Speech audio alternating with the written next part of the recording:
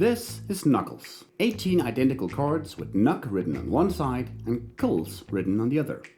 Each player gets 4 cards and the remaining 2 are put aside until the end of the first round. The playing field is comprised of 4 piles in the center of the table that must have at least 1 card in them each before you can place a card on top of another. When it's your turn, you pick who goes after you by punching them. You put a card in one of the piles and the facing direction of the letters on the fist determines whose turn it is after yours. First player must play a Knuck, second player must play a Kulls, third a Knuck, and so forth. The first player to run out of cards loses the round, and the 3 other players get a point each. The first to 5 wins. If 2 or more players have 5 points when a round is done, you play until one player takes the lead. You can pick up cards in any pile the following way. Only when someone sends you the turn with a Knuck and you have to play a Kulls, you can play it so it says Knuckles somewhere on the playing field with all the letters facing the same direction. Then you're allowed to pick up any cards underneath the Kulls you just played. Thomas, Christian, Simon and Elizabeth are playing Knuckles.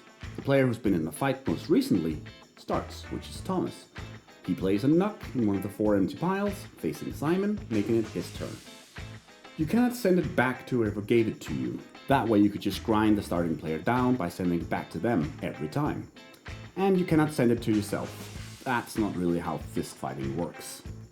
And you must play cards, both Knuck and Kulls, so the thumb on the card faces towards the middle of the playing field. You can break this rule only if you're the player laying the 4th card in the 4th empty pile and you can't send it anywhere without breaking rule 1 and 2.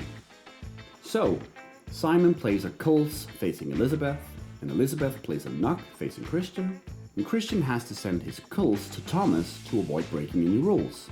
He fills the 4th empty pile, so now anyone can place a card on top of another.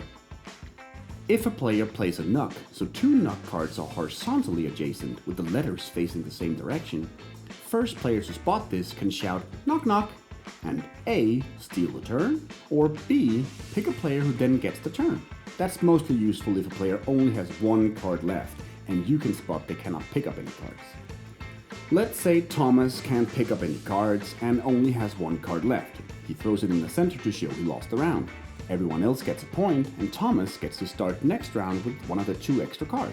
And Simon, who sent him the turn so he lost, was the finisher. He also gets an extra card next round, but he also has to start it. That's the basics of Knuckles.